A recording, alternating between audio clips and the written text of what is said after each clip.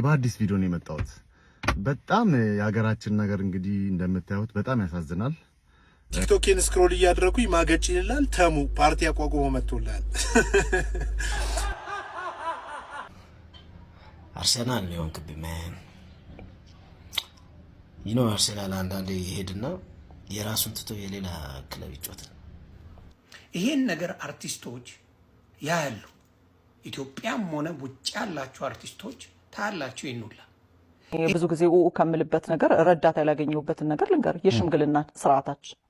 ሰላም ጤና ይስጥልኝ ውድና የተከበራችሁ ቻናላችን ቤተሰቦች እንዴት ከርማችሁልኛል? እኔ ያለው ክብር ይስፋ ዛሬም እንደተለመደው ሶሻል ሚዲያ ላይ መነጋገሪያና አዳዲስ የሆኑ ቪዲዮችን ለእናንተ ውድ ቤተሰቦች ይዤላችሁ መጥቻለሁ። እንደተለመደው እነሱን አብረን እያየን ሀሳብ አስተያየታችንን ሼር እንደራረጋለን። ሰሞኑን መነጋገሪያ ከነበሩ ጉዳዮች ውስጥ አንዱ ያው ከቴዲ አፍሮ ጋር በተገናኘ ብዙ አዳዲስ ነገሮች እየወጡ ይገኛሉ። ከነዛ መካከል ምንድነው አንዱ ድምፃዊ ተመስገን ገብረ እግዚአብሔር ለዶክተር አብይ ያስተላለፈው ከባድ መልእክት አለ። ምንድነው የሚለውን አብረን በቪዲዮችን የምንመለከት ይሆናል እና ከዛ ጋር በተገናኘ ብዙ ሰዎች በሱ ላይ ሀሳብ አስተያየታቸውን እየሰጡ ይገኛሉ። ተቃውሟቸውን እያሰሙ ይገኛሉ ማለት ነው። ሲቀጥል ዮሳን የተባለው ኦሮምኛ ዘፋኝ በአንድ ኮንሰርት ላይ ስለ ቴዲ አፍሮ የተናገረው ንግግር የብዙዎችን ቀልብ የሳበና ብዙዎችን ያስቆጣ ነገር ሆኗል። እናም እነ ሳሚዳንም ለዚህ መልስ ሰጥተውታል እየተባለ ይገኛል። ምንድነው የሚለው እሱን አብረን የምንመለከት ይሆናል። ከእናንተ የሚጠበቀው እስከዚህ ቪዲዮ መጨረሻ አብራችሁ መቆየትና እንዲሁም ለዚህ ውድ ቻናል አዲስ የሆናችሁ ይህንን ቻናል መቀላቀል ብቻ ነው። እንዲሁም ሁላችሁም ይህንን ቪዲዮ እንደምትወዱት ስለማልጠራጠር አንድ ጊዜ ላይኳን ጠቅ አድርጓትና ወደ ዛሬ ቪዲዮቻችን ሄደ። በየትኛው መንግስት ነው ደስተኛ ሆነ ምናይክ? እስቲ ሁሌ የሚዘመረው ስለ ሙታኖች። ሙታን እንግዲህ አይነሳም። ያለውን ባናመሰግንም እንቅፋት ባንሆንም ጥሩ ነው። ለምን ይሄ ሁሉ ወጣት እርስ በርስ እየተባላን ይሄ ሁሉ ጦርነት ውስጥ ተገብቶ ስንባላ ለምን አንድ ነገር አላለም? አባይ ሲገደብ ያልከፈለ ኢትዮጵያዊ የለም ብዬ አላምንም። ስለዚህ ለምን እንኳን ደስ ያለን ኢትዮጵያውያን ተውት። መንግስትን ስለ መንግስት ይዝፈን ይዘምር አይደለም። ለምን አንድ ሙዚቃ ለምን አልወጣልንም? ለምን አልተመሰገንም? የኢትዮጵያ ሕዝብ ቀን እየተጠበቀ አዋራ ማስነሳት አግባብ አይደለም። 4 ኪሎ ተነቃነቀ ተፍረከረከ። ስለዚህ ቴዲያችን በየትኛው መንግስት ነው የምትደሰተው? ይሄ ጥያቄ ላንተ ነው። በ17 መርፌ ዝሆኖች ተጣልተው አሁን ደግሞ እንደዚህ ባለፉትም ዘፈኖች ውስጥ ብዙ ብቻ መቼ ነው ደስተኛ የምትሆነው? በሙቶቹ ከሆነ ሙት አይነሳም። አንተ የምዘፍንለት የፋኖ እናቶች የሚያስፈልጋቸው የሚጠጡት ውሃ ነው። አንተ የምዘፍንላቸው ወጣቶች የሚያስፈልጋቸው ትምህርት ቤት ነው።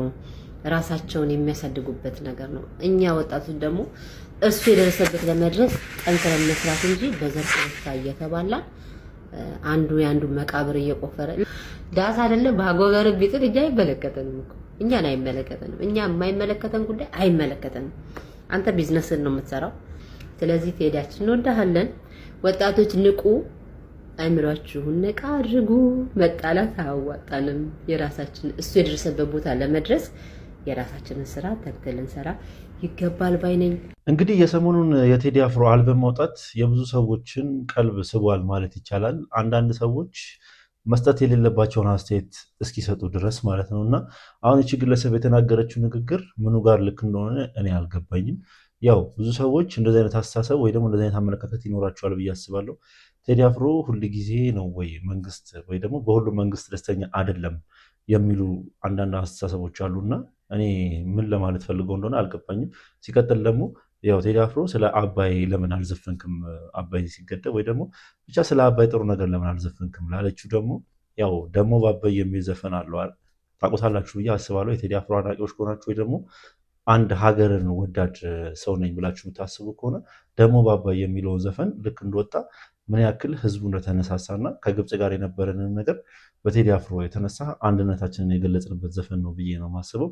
እና ስለ ቴዲ አፍሮ እነዚህ አይነት አስተያየት የሚሰጡ ግለሰቦች እኔ ጤነኝነታቸውም ያሳስበኛል። ሀገር ለሞተችባቸው የህሊና ጸሎት እናድርግ። የምትመለከቱት መልእክት ለቴዲ አፍሮ ዳስጣን ለተሰኘ ሙዚቃ የተሰጠ ምላሽ ነው እየተባለ ነው የሚገኘው። አርቲስት ቴዎድሮስ ካሳሁን ከ2 ሳምንታት በፊት ኢቶሪካ የተሰኘ አልበም ለአድማጭ ማድረሱም ይታወቃል። ይህ አልበም በዓለም አቀፍ ደረጃ ተወዳጅነትን ያተረፈ አልበም ሲሆን እስካሁንም እየተደመጠ ነው የሚገኘው። እዚህም አልበም አርቲስት ገላና ጋሮምሳ እና ዮሳን ጌታሁን የመልስ ምት ሙዚቃ ሰርተው ለአድማጭ ማድረሳቸውም አነጋጋሪ ሆኖ ሰንብቷል። ይህ የሰማችሁት መልእክት ለቴዲ አፍሮ ዳስጣን ለተሰኘ ሙዚቃ ድጋሚ የተሰጠ ምላሽና ፌዝ እንደሆነ እየተገለጸ ነው የሚገኘው። ይህም ዮሳን ጌታሁን በኮንሰርት ወይም በመድረክ ላይ ባስተላለፈው መልእክት ሙዚቃ ከመጀመራችን በፊት ሀገር ለሞተባቸው የህሊና ጸሎት እናድርግላቸው በማለት ማፌዙም ተነግሯል። እናንተስ በዚህ ጉዳይ ላይ ሀሳብ አስተያየታችሁን ኮሜንት ላይ አስቀምጡልን። እንግዲህ ዮሳን ከትላንት ወዲያ ይመስለኛል አንድ ኮንሰርት አዘጋጅቶ ነበር እና እዛ ኮንሰርት ላይ የተናገራቸውን ንግግሮች የብዙ ኢትዮጵያውያንን ቅሬታ እንዲያስተናግድ አድርጓል ማለት ነው። በተለይ ደግሞ ከአንዳንድ ከታዋቂ ግለሰቦች ያው በጣም ብዙ ዘለፋን እየደረሰው ይገኛል። ከነማን ነው የሚለውን እስኪ አብረን በቪዲዮችን እንመልከት። እስቲ ዘፈኑን ከመጀመር ሀገር ለሞተችባቸው የህሊና ጸሎት እናድርግ። አርሰናል ነው እንክብማን አርሰናል አንዳንዴ ይሄድና የራሱን ትቶ የሌላ ክለብ ይጫወታል። የራሱ ብዙ ጠንካራ ነገሮች አሉት። እነዛን ከመጫወት የተጋጣሚውን ክለብ መስሎ የሚቀርብበት ጊዜ አለ እና ይቀጠቀጣል።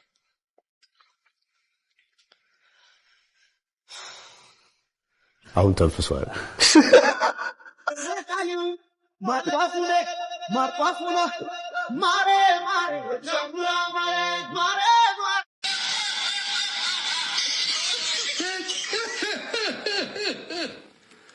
ሰገጤ ከብት ሀገር ለሞተችባቸው የህሊና ጸሎት እናድርግ።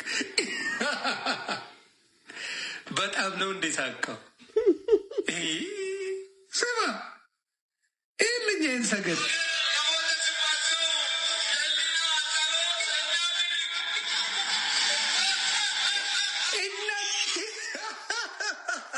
ሀገር ለሞተችባቸው ጀግና ሆነሻል። አንተ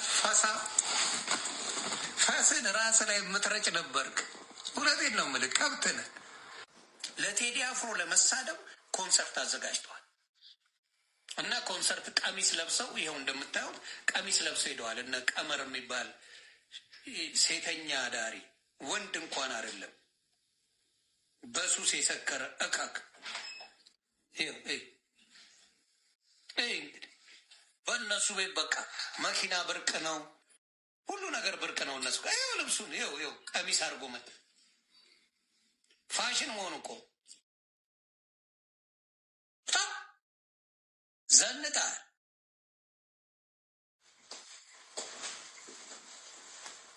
እኔ የምልህ ቀመር በጣም ነው እንደ ዘነጥከው? በጣም ነው የዘነጥከው እንዴ? ነው ዘነጥኪ። በቃ ተዘነጠ። ዝንጥ አልክ።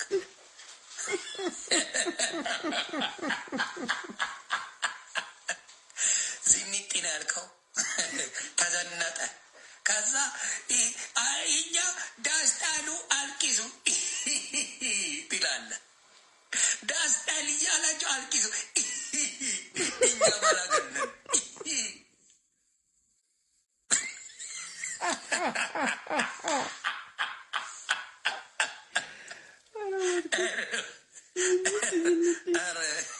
የኦሮሞ ህዝብን አታሰድቡት። ፈጣሪ ምስክሬ ነው የምላችሁ። እናንተ ባለመሰልጠናችሁ የኦሮሞ ህዝብ አይሰደብ ደስ ይለኛል። እውነቴን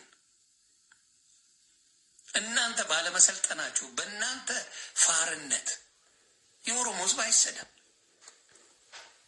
እናንተ አሁን የሆነች ብር መቃሚያ ተሰጣችሁ ነው። የሆነች መቃሚያ ተሰጣችሁ። የሆነች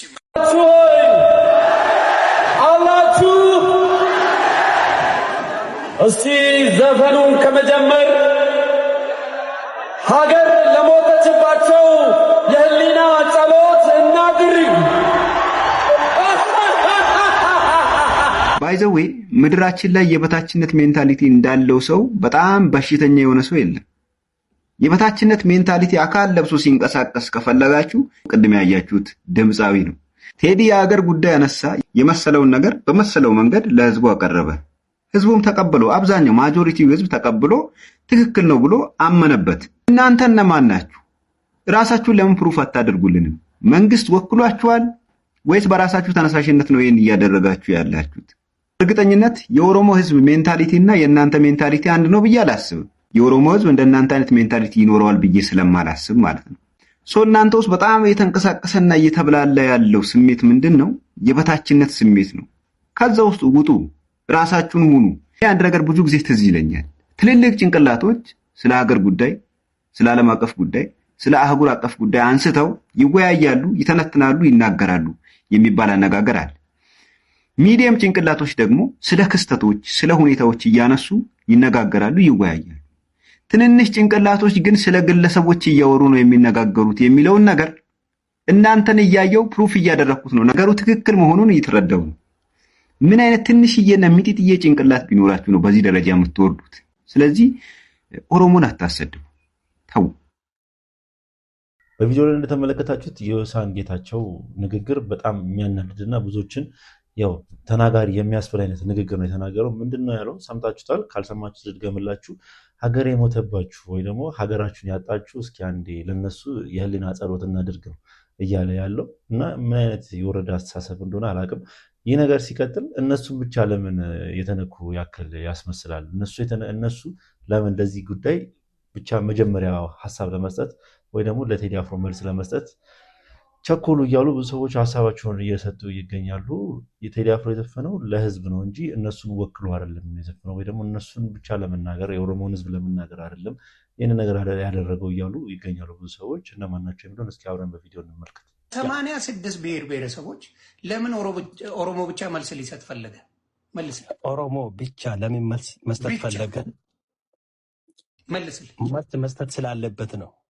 ለሌላው ሀገር አይደለች ቴዲ አፍሮ ያለው እንግዲህ ድፍን 86 ብሔር ብሔረሰብ ማናቸው መጥቶ ማሉ ሆኖ ነገርኛ ኖ አሁን የምጠይቀህ 86 ብሔር ብሔረሰብ ካለ 85 ብሔረሰብ አብሮ ቴዲ አፍሮ መርገጥ ነበረበት። ሀገር አለ ምን አባ ገባ። ቆይ ለምን እንደዚህ ትለናለህ? ለምን እንዲሆነ ብለህ 85 ብሔረሰብ መስደብ ነበረበት ቴዲ አፍሮ። ከ86 ብሔር ብሔረሰብ ኦሮሞ ወታችሁ ጓገጭ ያላችሁት ኢትዮጵያን ወዳችሁ ነው? ምን ነው በስምንት ዓመት ለፋ በ8 ደቂቃ ውስጥ መልስ ስለተሰጠው ለምን አመማችሁ? ኖ መልስልኝ ጥያቄ። ምን አይነት መልስ? አገር አለን ምንድን ነው እኛ ጀግና ነን ምናምን ስላልክ ማለት ነው? ትናንትና ተርሳለች። ጀግንነት የአባቶቻችን ነው። ኢትዮጵያነትም የአባቶቻችን ነው። የት ነው ኢትዮጵያዊነትን የምታውቁት? የትኛው ኢትዮጵያነትን የምታውቁት እናንተ በወሬ በስተቀር? አንተ ኢትዮጵያ ሲባል እኮ ነው የምታኮርፉት። ኢትዮጵያ ንገሩኝ። ስለ ኢትዮጵያዊነት ሲዘምር ነው እኮ የምታኮርፉት። እስቲ ኢትዮጵያ መልሴን መልስልኝ። ከ86 ብሔር ብሔረሰብ ይህችን መልሱ። አንድ ጀግና ስጠኝ። ከ86 ብሔር ብሔረሰብ ይህችን መልስና እንሄዳለን ወደ ሌላው። አንተም ትጠይቃለህ። ከ86 ብሔር ብሔረሰብ ኦሮሞ ብቻ መለሰ ለቴዲ። ኦሮሞ ብቻ ሰደበው። የኦሮሞ አርቲስቶች ኦሮሞ ህዝብ አልሰደበውም። አልሰደበውም፣ መልስ ሰጠው እንጂ ስድብ አይደለም። እሺ ምን ማለት? ሌላው ለምን አልሰጠው? መልሱ ነው የሰጠው። እሺ ሌላው ለምን አልሰጠው? ሌላው ለምን አልሰጠውም? በችሎታው ነው። አታውቀውማ በምን እንደሰጠው። የትኛው ቋንቋ ታውቀዋል? አማርኛ ብቻ ከርክ የምታውቀው የለም። በአማርኛ እኮ መለሰ። የሚጠላውን ቋንቋ እንዲናገር አደረገው ቴዲ። ኖ በአማርኛ ብቻ። ኦሮምኛ ዘፋኝ ነው። ሌላ ዘፈኖቹ የምትሰማ በሙሉ በኦሮምኛ ናቸው። በሚጠላው ቋንቋ እንዲናዘዝ ቴዲ አፍሮ አድርገው። የሚጠላው ቋንቋ ኦሮምኛ የማን ነው? አማርኛ የማን ነው? አማርኛ የድፍን ኢትዮጵያዊ። የድፍን ኢትዮጵያዊ ግን የአማራ ህዝብ ቋንቋ የአማራ ህዝብ በጥበቡ ለድፍን ኢትዮጵያ አበርክቷል። ለምን መሰለህ ያበረከተው? ፊደል ስላለው ነው። የእናንተ ፊደል የለው። ኦኬ ታሪክን ግባና አንብብ። ምክንያቱም አማራ ህዝብ ሳይሆን የአገው ህዝብ ነው። አገው ህዝብ ደግሞ የኩሽ ህዝብ ነው። አማራ ደግሞ የወታደር ቋንቋ። አማርኛ የወታደር ኢትዮጵያ የሚስማሙበት ቋንቋ ነው። አንድ አገው ብታመጣ የኩሽ ህዝብ ነኝ የሚል አንዳንዴ አፍንጫ ሲነካ ዓይን ያለቅሳል ለካ የሚል አባባል አለና ያው ሳንነካ ነገሮች ወደኛ የመጡ ይመስል እንትን እንላለንና ብዙ ጊዜ እንደዚህ አይነት ነገሮች ይስተዋላሉ እኛ ሀገር ላይ እና ይህ ነገር በጣም በአሁኑ ሰዓት መነጋገሪያ ሆኗል። በተለይ ደግሞ አንድ ዘፈን አወጥተው እንደነበረም እናውቃለን። ቴዲ አፍሮ በለቀቀ በሁለተኛው ወይ በሶስተኛው ቀን እና ስለ በርገር የሚዘፍን ዘፈን ነው። በጣም ብዙ ሰዎች መነጋገሪያ ያደረገው ሶሻል ሚዲያው በጣም ተጠቅልቆ ነበረ በእነሱ ጉዳይ እና በአሁኑ ሰዓት ደግሞ ለቴዲ አፍሮ አርቲስቶች ምንም አለማለታቸው ከብዙዎች ዘንድ ቅሬታን እያስተናገዱ ይገኛል። አርቲስቶች ስለ ቴዲ አፍሮ ምንም አላሉም። ቴዲ አፍሮ እንደዚህ ታሰረ ሲባል እቃ ተዘረፈበት ሲባል ስቱዲዮ ተዘረፈ ሲባል ምንም ያሉት ነገር የለም። ያው ፌዴራል ፖሊስ መግለጫ ያወጣ ቢሆንም እኔ ምንም የማውቀው ነገር የለም እኔ እንደዚህ አይነት ነገር አላደረግኩም ቢልም ማለት ነው። በቴዲ አፍሮ ላይ የተጀመረ የወንጀል ምርመራ አለ። ፌዴራል ፖሊስ የአርቲስቱን ስቱዲዮ ሰብሮ ገብቶ እቃዎችን ወስዷል። እንዲቆያችሁ ጠበቃ ሰብለ አሰፋ ነኝ። እንግዲህ ይሄ ነገር በጣም አነጋጋሪ ሆኖ ሰንብቷል። ከዚህ ጋር በተገናኘ የፌዴራል ፖሊስ የወንጀል ምርመራ ጠቅላይ መምሪያ እንግዲህ በዚህ ረገድ ምላሹን ሰጥቷል። ምንም አይነት ጥቆማ በቴዲ አፍሮ ላይ አለመቅረቡንና ፌዴራል ፖሊስ በአርቲስቱ ላይ እያካሄደ ያለው ምንም አይነት የወንጀል ምርመራ አለመኖሩን ገልጸዋል። ከዚህም ባሻገር ፌዴራል ፖሊስ በአርቲስቱ ስቱዲዮ ውስጥ ገብቶ ሰብሮ ገብቶ እያደረገው ምንም አይነት ብርበራና ፍተሻና እቃ መውሰድ አለመኖሩን እንዲሁም ደግሞ የፌዴራል ፖሊስ ባህሪ ስብዕና እንደነኚህ አይነት ነገሮችን ማድረግን በፍጹም ሊፈጸም እንደማይችል አመልክተዋል ማለት ነው። እንግዲህ እንደሚታወቀው በዚህ ላይ አርቲስቱም በማናጀሩ በኩል ምንም የሰጠው መግለጫ የለም። የፌዴራል ፖሊስ በዚህ መልኩ ነው ምላሽ የሰጠው። መሰል ጠቃሚ መረጃዎች የምታገኙ አካውንቴን ይከታተሉ። አመሰግናለሁ። እንግዲህ መግለጫም አወጥቷል። ያው ፌዴራል ፖሊስ በትላንትና ሁለት መግለጫ አውጥቶ ነበረ። ምንድነው መግለጫውም? እኔ ይሄኛው ድርጊት ያላደረኩትም እኔን አይወክለኝም ከቴዲ አፍሮ ጋር እየተነሱ ያሉ መረጃዎች በሙሉ ሐሰተኛ መረጃዎች ናቸው እያለ ይገኛል። ግን እውነት አይመስለኝም እንደኔ። ለምን ከብዙ የመረጃ ምንጮች ነው የሰማናቸው እና እነዚህ የመረጃ ምንጮች ደግሞ እንደዚህ አይነት ውሸት ይዋሻሉ ብዬ አላስብም።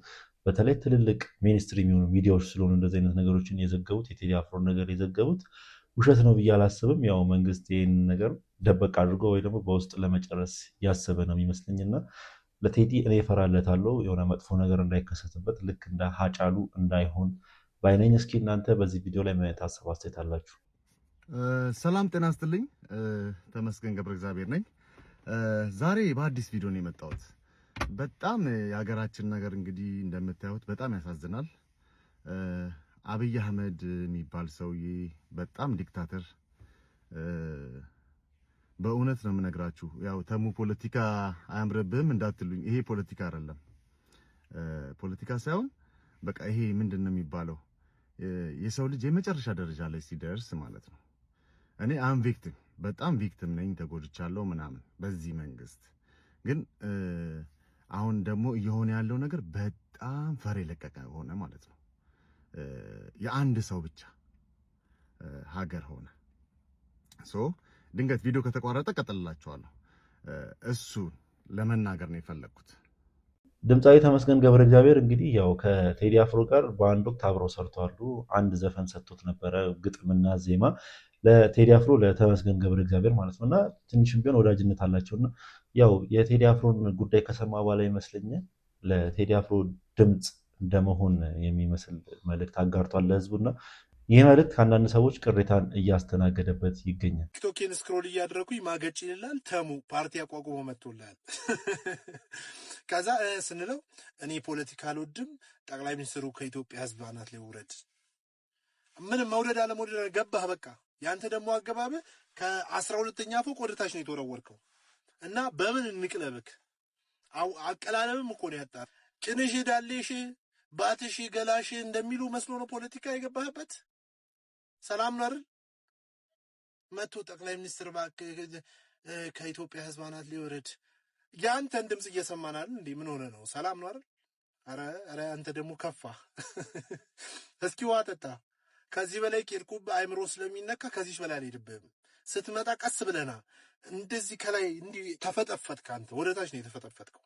አይሆንም። አልበም ልለቅ ነው ወይስ ካናዳ ኤምባሲ ቪዛ አልሰጣለክ? መኖሪያ ፍቃድ አላገኘ? ምንድነው እንደዚህ ነፍስ የተጨንቁ? በዚህ አንድ ቀን ፖለቲካ ሳታወራ ከላይ ነው የመጣኸው። እንዲህ ውው እያልክ ነው እየተወረወርክ አሁንና እንዳንቀልብሽ ልሽል እያልን ነው። ምን ሆነ ነው? ሰላም ነው አባ? ምን አጭሰ ነው? ውሃ ጠጣ አንተም ብሎ ፖለቲከኛ እንግዲህ ከአንዳንድ ሰዎች ቅሬታን እያስተናገደ የሚገኘው አሁን ይሄ ግለሰብ የምታዩት በምስላችን ላይ የተመለከትነው ሶል ውሃ ጠጡ ይባላል በቲክቶክ ስሙ ማለት ነው። እና ብዙ ጊዜ መንግስትን ደግፈው ነው የሚሰራው። እሱ የተጠቀመበት ነገር ይኖራል፣ ግን እኛ የምናስበው ደግሞ እንደ ብዙሃን ስለሆነ ብዙሃኑ ደግሞ በዚህ መንግስት የተጠቀመ አይመስልኝም። እና ያው የራሳችንን ጥቅም አስቀድመን የህዝቡን ድምፅ ባናፈን ጥሩ ይመስለኛል። ኢትዮጵያ ውስጥ ማንም ሰው ብችል ማለት ነው ማንም ሰው ተቸግሮ ማየት አልፈልግም። ምልክ ይኸውልህ የቦረናውን ትላለህ፣ የቦረናውን እንትን ሳትል ሌላ ይመጣባል። ሌላ በጣም ከባድ እኮ እረፍት አጣን ታውቃለህ። በብዙ ነገር እረፍት አጣን። ምልህ ሁሌ እየወጣ መቼም እርዳታ እንዲህ አይሆንም። ህፃናቱን ስታይ ይሄ አሁን ፌስቡክ ላይ እንደምትቀልደው አይደለም። እዛ ሄደህ ስታይ ስሜቱ ይገባሃል። በጣም ከባድ ነው። እኔ ግድ የለም ፖለቲከኞቹም ቢሆኑ ማሰብ አለባቸው። ድሮ እነሱ ሳድጉ እንዴት ነበር? ድህነት ውስጥ አልፎ ነው ማንም ቢሆን እዚህ ደረጃ የደረስ ነው። ሌሎችም እንደዛው ገብቷል አይደለ? ከባድ ነው። ብቻ የምታየው ነገር እዛ የምታለቅሰው እኮ የምታየው ነገር ልክ ሳይሆን ሲቀር ትረበሻለህ። ገባ? እና ደብረ ብርሃን ላይ ያለው እኛ የደረስንበት ከ9,000 ሰው ያለበትን ጣቢያ ማለቴ የመጠለያ ጣቢያ ያመጣነው እህል ቢከፋፈል በጣም ለትንሽ ሰው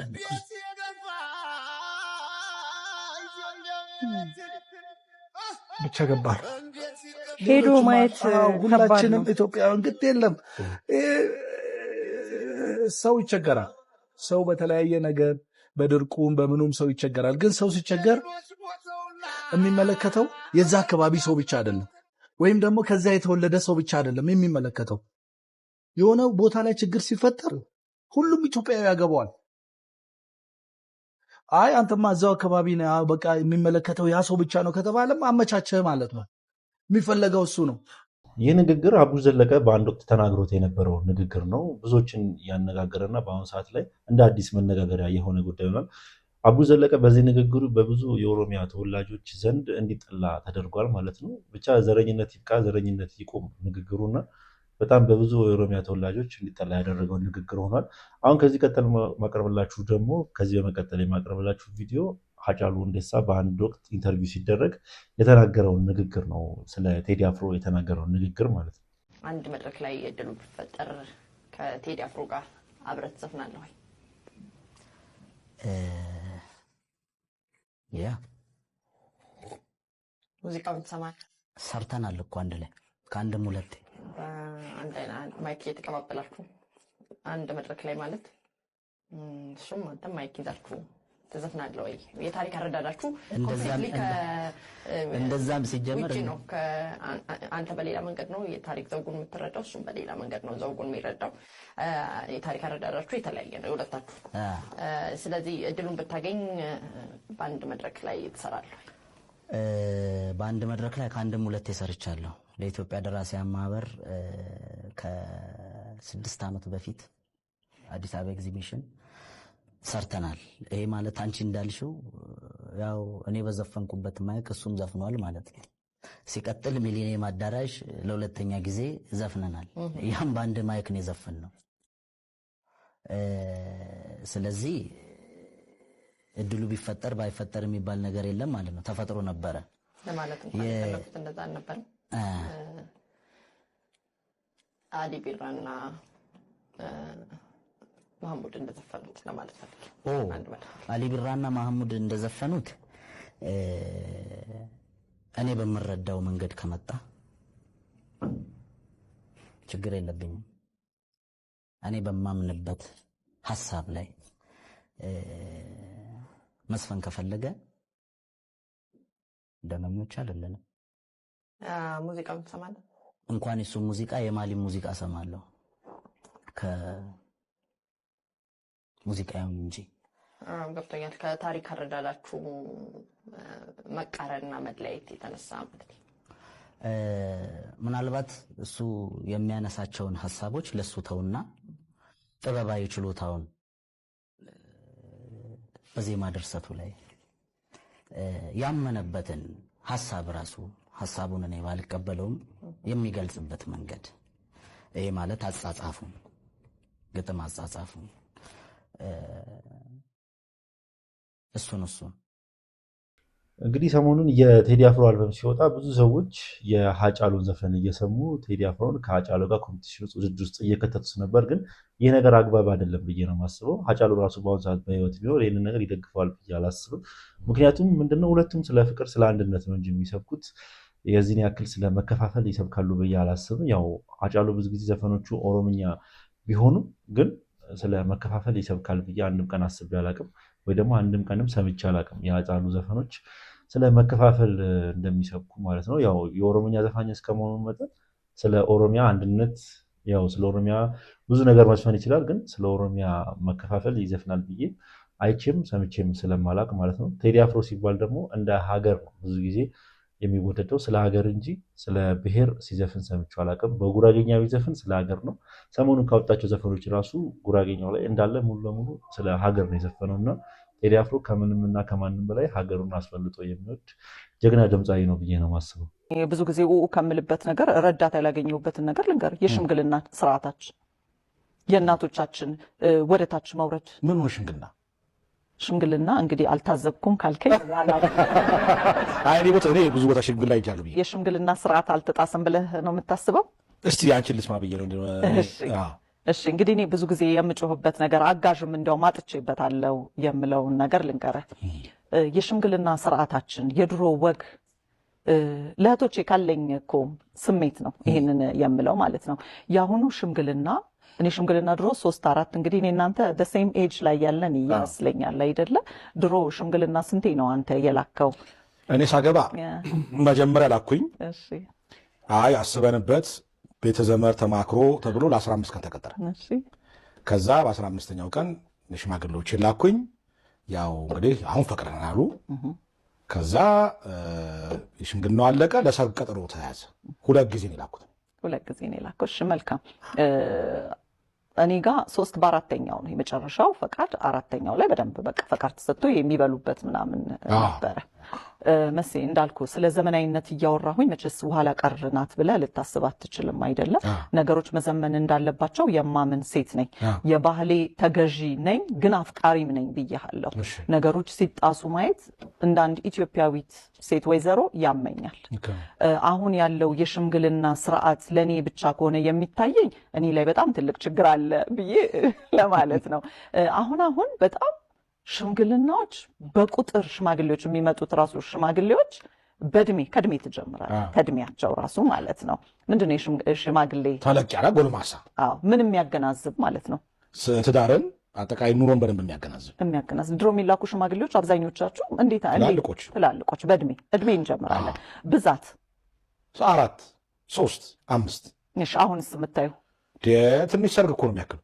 እሺ 15 አለ 20 አለ ከአስር ላይ ነው አብዛኛው። እሺ እያሳጠር ነው ለመሄድ ያህል። እሺ ከመጡስ በኋላ አሁን አመጣጡ ከመጀመሪያ ቀን ጀምሮ እንጀምር። ድሮ ምን ይዘው ነው መጀመሪያ የሚመጡት? የመጀመሪያ ቀን ባዶ እጃቸውን ይመጡት። ለምንድን ነው እሱ? ገና ያው እንግዲህ ሊጠይቁ አይደለም። እሺ ትልልቅ የሃይማኖት አባቶች አሁን ሽምግልና ላይ ሲመጡ ያለው አይደለ? ይመጣሉ። እኔ ስለ እውነት ነው ሽምቅቅ ነው የምለው። አንድ የሃይማኖት አባት ቆሞ ሌሎች ሰዎች እንደዚህ ቁጭ ብለው እራሱ ሳይ ድሮ ይደረግ ነበር ብዬ በጣም ለራሴ ማለት ነው። ምክንያቱም ካለኝ ክብር ነው፣ ሃይማኖቴን ከመውደዴ ነው ይሄንን የምልህና በጣም ውስጤን ራሱ ይሰማኛል። ለምን እንደዚህ ይሆናል? ለምን የሃይማኖት አባቶቻችን ራሳቸው በቃ እዛ ቦታ ላይ ቆመው እዚህ ተጠያቂ እንትኖች ቁጭ ሲሉ ራሱ በጣም እኔ እንግዲህ እዚህ ጋር እታረማለሁ ስህተት ከሆነ ማለት ነው። እሱ እንኳ ያው እንግዲህ ጠያቂዎች ስለሆኑ ባህል ወግ ስለሆነ የሚጠየቁ ሰዎች ቁጭ ይላሉ። በኋላ እሺ ከተባሉ በኋላ ነው ቁጭ የሚሉት። እሱን አልካድኩም መሴ፣ እሱን አልካድኩም። የሚመጡ ሰዎች ግን መመረጥ መቻል አለባቸው። የሀገር ሽማግሌዎች አሁን ሞልተዋል ለማለት ነው። እንደው አንድ ጥያቄ አለኝ በእግዚአብሔር። ቆይ ወንዱስ ሽማግሌ ሲልክ ከመቼ ጀምሮ ነው ከአባቱ ጋራ ከሽማግሌዎች ጋራ ልብሱን ለብሶ እንዲሁ በእንትን ዘንጦ የሚሄደው? ሴቷ ከመቼ ጀምሮ ነው ልብሷን አሰርታ ከጓደኞቿ ጋር ሜካፓን ተሰርታ ፀጉሯን እንትን ብላ አይኗን ፍጥጥ አርጋ ነውር የማያውቅ ትውልድ ከዛ በኋላ ከሽማግሌዎቹ ጋር ቁጭ የምትለው ከመቼ ጀምሮ? እኔ አላቅም። እኔ እንደዚህ አይነት ባህል አላቅም። ከዛ ቤት የሚያክል ምንድነው አበባ ይመጣል። ከዛ በኋላ ፍጥጥ ብለው ከሽማግሌዎቹ ጋር ቁጭ ከመቼ ጀምሮ ነው? እኔ ይህንን አላቅም። ከዛ በኋላ ዝንጥ ብላ ምናምን ሲጀመር ሽምግልና ማለት የሴትና የወንዱን ሽማግሌዎች ሰጠው ለመባባል እቤት ያፈራው ነገር ሳትታገሉ ሳትበደሩ ማለት ነው። እቤት ያፈራው ነገር እግዚአብሔር የሚፈልገው ትዳሩን ነው እንጂ ድግሱን አይደለም። እቤት ያፈራው ነገር በልተው ጠጥተው ቡናቸውን ጠጥተው ተመራርቀው አለቀ። አንቺ ከስር ሆነሽ ሽማግሌዎችሽን እንግዶችሽን ማሰናዳት ሲገባሽ ሳትታይ ሜካፕሽን ተሰርጠሽ ፍጥጥ ብለሽ አበባሽን ምንም ዳንሱ አይቀር ምናምን። ለሌላው ተጠንቀቁ። ሁሉም ነገር ጥሩ ባል ወይም ደግሞ ጥሩ ሚስት አግኝተው በምን አገባለሁ ብሎ የሆነ ሽምቅቅ የሚል ሰው አለ። ሌላ ሰው አታሸማቁ። ሌላ ሰው አንገት እንዲደፋ አታርጉ። ምን አይነት ትውልድ! እኔ አልችልም ከዚህ ህዝብ ጋር። ሰሞኑን የሽምግልና ፕሮግራሞች በጣም ብዙ ሰዎችን እያነጋገሩ ይገኛሉ። ሰርግ ነው ወይስ ሽምግልና የሚያስብሉ ሽምግልናዎችን፣ ሲቀጥል ደግሞ ከባህላችን ወጣ ያሉና ባህላችንን የማይከተሉ አይነት የሽምግልና ሲስተሞች እየተከተሉ ነው እያሉ ብዙ ሰዎች ሀሳባቸውን እየገለጹ ይገኛሉ። ይህ ነገር ከምን ጋር ተያይዞ መጣ? ትላንትናና ከትላንት ወዲያ የያሬድ ነጉ ቪዲዮ ሶሻል ሚዲያ ላይ ሲዘዋወር ነበረ። ሽምግልና የሚል ቪዲዮ ለቆ ግን ሽምግልና ላይ እሱ ራሱ ተገኝቶ አብሮ ሲጨፍር ነበርና ይህ ነገር እንደ ባህል እኔ ሰምቼም አላውቅም። ወይስ ሽምግልና ብሎ ለቀቀ እንጂ አነስ ያለች ሰርግ ነው ብዬ እንዳስብ ነው ያደረገኝ። እስኪ ለማንኛውም ቪዲዮን አብረን እንከታተል። በገንቦ ጠለው ተጠንቆልሽ ማርቀብኛንቺ ትገሎልሽ ታማርሽ ታስንሽ በይቅምሽ የመታልከው አይተንሽ ውበት ጉቦት ለሐውል ወጋ ያን ይጋበይ ብለው ቀዳ ድግስ ደራ ሙቃማር የአገር ሰው በደስታው ጨፍ ደጉ ባላገር ግርሙ ማማሩ ያገር።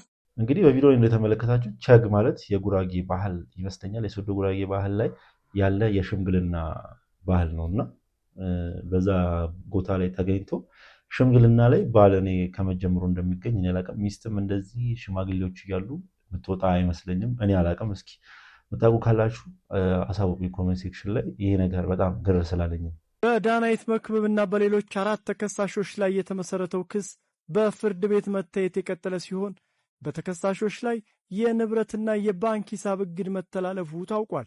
የቲቪ ፕሮግራም አቅራቢዋ እንዲሁም የሶሻል ሚዲያ ተጽዕኖ ፈጣሪዋ ዳናይት መክብብና ሌሎች 4 ሰዎች የተከሰሱት ገንዘብ ተጭበርብረናል ባሉ ሰዎች እንደሆነ መዘገባችን ይታወሳል። ቁጥራቸው 13 የሆኑት እነዚህ ከሳሾች ያቀረቡት ክስ ግለሰቦች ወደ ውጭ አገር እንልካችኋለን ብለው ከእያንዳንዳችን 437 ሺህ ብር የተቀበሉን ቢሆንም ሳይልኩን ቀርተዋል የሚል እንደሆነ በክስ ዝርዝሩ ላይ ተጠቅሷል። ይህን የክስ ሂደት ተከትሎ ዳናይት መክብብን ጨምሮ የሁሉም ተከሳሾች የሚንቀሳቀሱና የማይንቀሳቀሱ ንብረቶች እንዲሁም የባንክ ሂሳብ እግድ እንደተሰጠ አውቀናል። የቦሌ መጀመሪያ ደረጃ ፍርድ ቤት 4ኛ ፍትሐብሔር ችሎት ትዕዛዝን ተከትሎ የአዲስ አበባ አሽከርካሪና ተሽከርካሪ ፍቃድ ቁጥጥር ባለስልጣን በአንደኛዋ ተከሳሽ ቤተልሔም ታደሰ ኢማም ስም የተመዘገበና በኮልፌ ቀራኒዮ ቅርንጫፍ መስሪያ ቤት የተመዘገበ አውቶሞቢል እንዲሁም በዳናይት መክብብ ጥበቡ ስም ያለ በልደታ ክፍለ ከተማ የሚገኝ አውቶሞቢል እንደታገደ ጉዳዩን ለሚመለከተው ፍርድ ቤት ከተላከው ሰነድ ላይ ተመልክተናል። ከዚህ በተጨማሪ በዳናይት መክብብ የባንክ ሂሳብ ቁጥር ውስጥ የሚገኝ መጠኑ ከፍተኛ የሆነ ገንዘብ እንደታገደ ባንኮች ለፍርድ ቤት በላኩት ሰነድ ላይ ተረድተናል። ይሁንና በቀሪዎቹ 3 ተከሳሾች ላይ ግን ምንም አይነት ንብረትም ሆነ ገንዘብ እንዳልተገኘ ሰምተናል። ፍርድ ቤቱ መዝገቡን መርምሮ ቀጣይ ውሳኔ ለመስጠት ለቀጣይ ሚያዝያ 26 ቀን ቀጠሮ ሰጥቷል። ዳናይት መክብብ እንግዲህ አሁን ባለው መረጃ አካውንቷ እስከ መታገድ ደርሷል እየተባለ ይገኛል። ያው ዳናይት መክብብ የወላ ጣጣ የመጣባት በሰራችው ፕሮሞሽን ነው። ሳታጣራ በሰራችው ፕሮሞሽን የብዙሃኖች ገንዘብ ተበላ እና ሰሞኑን ደግሞ እንደሱ አይነት ነገሮች ላይ መንግስት አሰሳ ማድረጉን ተከትሎ እንደዚህ አይነት ነገሮች ደርሰውባታል ማለት ነውና ለዳናይት መክብብ ጥሩ ነገር አይመስለኝም። ለማንኛውም ምርጦች የዛሬ ቪዲዮቻችን እነኝን ይመስሉ ነበረ። ቪዲዮቻችን እንደተመቻችሁ ጥርጥር የለኝም። ቪዲዮ ከተመቻችሁ ላይክ፣ ሼር፣ ሰብስክራይብ ማድረግ እንዳይረሳ። በተለይ ሰብስክራይብ በማድረግ ቻናላችን ቤተሰብ መሆን እንዳይረሳ። ሀሳብ አስተያየት ካላችሁ ኮሜንት ሴክሽን ላይ አስቀምጡልኝ። በቀጣይ ቪዲዮ እስክንገናኝ ድረስ ሰላም ቆዩልኝ።